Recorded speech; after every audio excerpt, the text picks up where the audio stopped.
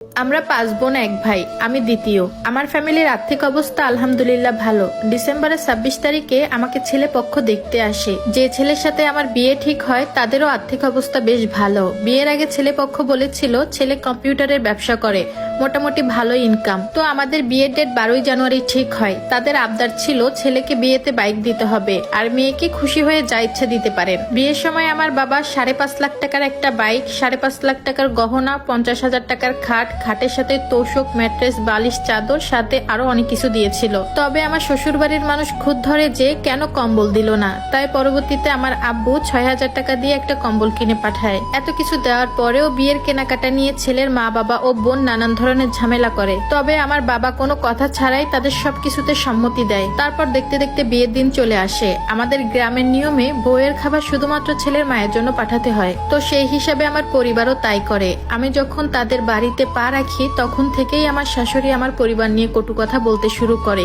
কেন তাদের 14 গোষ্ঠীর জন্য খাবার পাঠালাম না? আমি যে নতুন বউ ছিলাম সেদিন আমাকেও ছাড় দেননি তিনি। শুধু কি তাই, পরের দিন বউ ভাতে আমার বাবা সহ পুরো পরিবারের সাথে আমার শাশুড়ি আর ননদ তর্কাতর্কি করেন। অথচ যিনি আমার সদ্য বিবাহিত স্বামী তিনিও তার মা বোনকে কিছুই বললেন না সেদিন। আমার বাবা মা সেদিন অনেক অপমান বোধ করেছিলেন। পরবর্তীতে ফের যাত্রায় আমার বাবা তাদেরকে বড় বড় পাতিলে করে গরুর মাংস, খাসির মাংস, মুরগির রোস্ট, রুই মাছের ভুনা, ফিরনি ইত্যাদি রান্না করে পাঠায়। বিয়েতে তাদের বাড়িতে প্রায় 13 লক্ষ টাকার জিনিস যায়। তবু আমার শ্বশুর বাড়ির মানুষের কোনো দিক দিয়ে মন ভরে না। বিয়ের পরপরই জানতে পারি আমার হাজবেন্ডের যে ব্যবসা সেটা খুব একটা ভালো চলে না। ধরতে গেলে সে বেকার, তাই চাইলেও কোনো কিছু আবদার করতে পারি না তার কাছে। বিয়ের কিছুদিন পরেই ঘরে যাবতীয় কাজে লাগিয়ে দেয়, শুধুমাত্র ঘর মোছা বাদে। বিয়ের আগে তারা বলেছিল তাদের 2টা কাজের লোক, কিন্তু তাদের বাসায় গিয়ে দেখি একজন। তারপর ঠিক 1 মাস পর 12ই ফেব্রুয়ারি কোনো এক কারণে বাড়ির কাজের বুয়া চলে যায়। আমার শ্বশুর শাশুড়ির ননদ এবং আমার স্বামীর যাবতীয় যত কাপড় চোপড় আছে সবকিছুই আমাকে ধুতে হতো। তারপর আর কি, ঘর মোছার কাজটাও আমার ঘাড়ে এসে পড়ে। আমি যে ফ্যামিলির মেয়ে কখনোই এসব কাজ করিনি।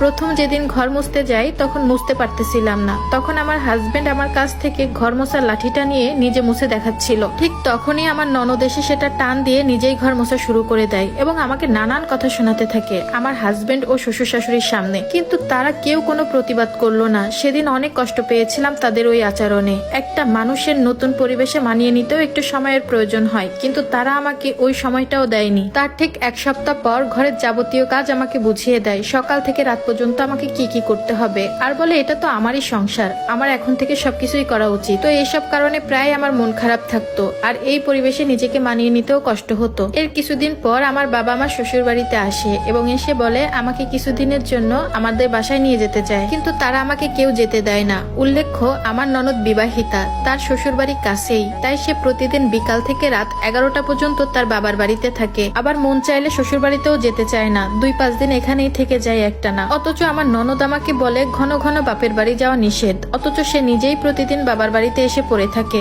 এই বলে তারা আমাকে আর কেউই যেতে দিল না। তো এরপর রমজান মাস আসে। তাদের এইখানে মেয়ের বাড়ি থেকে রমজান মাসে ইফতারি দিতে হয়। তো আমার বাবা ব্যবসায়ী মানুষ ছিলেন, তিনি সময় সুযোগ বুঝে 21শে রমজান সোমবার ইফতারি দিতে আসে। আমার বাবা আমার শ্বশুর শাশুড়ি আর আমার হাজবেন্ডকে আগেই ফোন দিয়ে বলে দিয়েছিলেন যে তিনি সোমবার আসবেন, কিন্তু তারা ওই রকম কোনো আয়োজন করেননি। উল্টো এমন ভাব করে বসেছিলেন যেন তারা কিছুই জানেন না। আমার বাবা যখন সারাদিন রোজা রেখে ইফতারি নিয়ে আসেন তার মুখ অনেক ক্লান্ত ছিল, কিন্তু আমার শাশুড়ি তখন বলেন এই ইফতারি তিনি রাখবেন না, তার সাথে অনেক ঝামেলা করে। আমার হাজবেন্ড তখনও কিছু বলেন না তার বাবা মাকে, তখনও সে চুপ করেছিল।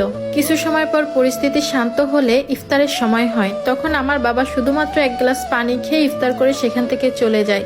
সেদিন নিজেকে এত অসহায় মনে হচ্ছিল, আমার বাবাটাকে একটু ভালো মন্দ রেঁধেও আমি খাওয়াতে পারলাম না। শুধু মনে হচ্ছিল আমার মা বাবা আমাকে জন্ম দিয়ে পাপ করে ফেলেছে। আমার বাবা প্রায় সেদিন 15,000 টাকার ইফতার, 20,000 টাকার মার্কেট করে নিয়ে এসেছিল সবার জন্য, কিন্তু আমার শাশুড়ির এতেও মন ভরেনি। আমার বাবা মোট 12 পদের আইটেম নিয়ে এসেছিল ইফতারির জন্য, কিন্তু ছোলা বুট কেন আনলো না এটা নিয়েও খুদ ধরে তারা। এরপর রোজার ঈদে আমি মাত্র 5 দিনের জন্য বাবার বাড়িতে বেড়াতে আসি। আমার হাজবেন্ড 2 দিন থেকেই তার বাসায় চলে যায়। উনি যাওয়ার পরপরই আমাকে কল দিতে থাকে আর বলে মা অনেক অসুস্থ হয়ে পড়েছে, তুমি কবে বাসায় আসবা।